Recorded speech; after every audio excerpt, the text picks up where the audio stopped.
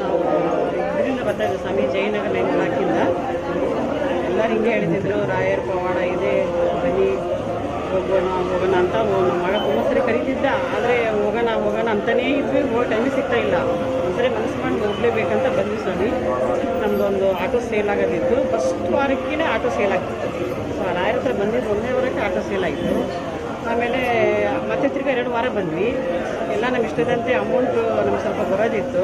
ಏನೋ ಬೇರೆ ಬಿಸ್ನೆಸ್ ಮಾಡಬೇಕು ಅಂತ ನಮ್ಮ ಮಗ ಇದ್ದಿದ್ದರಿಂದ ಅದು ಅಮೌಂಟು ಕೂಡ ಸ್ವಲ್ಪ ಅದನ್ನು ಬಂತು.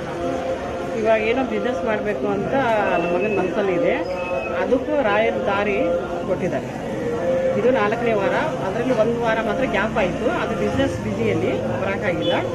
ಸರಿ 2 ವಾರ ಬಿಟ್ಟು ಇನ್ನೊಂದು ವಾರ ಮುಗಿದ್ರೆ ಆಯಿತು ಅಂದ್ಕೊಂಡು ಇದು 4ನೇ ವಾರ ಸ್ವಾಮಿ. ಎಲ್ಲ ರಾಯರು ಇಷ್ಟದಂತೆ ನಡೆಸ್ತಾ ಇದ್ದಾರೆ. ಆದರೆ ಆಗ್ತಾಯಿತ್ತು, ಇನ್ನೂ ಕೆಲಸ ನಡೀತಾ ಇತ್ತು.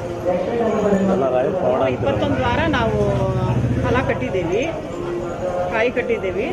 ಅದು ಮುಗಿಸ್ಟ್ರೊಳಗೆ ನಮ್ಮ ಇಷ್ಟದಂತೆ ರಾಯರು ನಡೆಸ್ತಾರೆ ಅಂತ ಅನುಗ್ರಹ ಐತಿ, ಅವ್ರದ್ದು ಆಗ್ತೈತೆ ಅಂತ ನಮ್ಮ ಮನಸ್ಸಿಗೆ ಅನಿಸ್ತೈತೆ.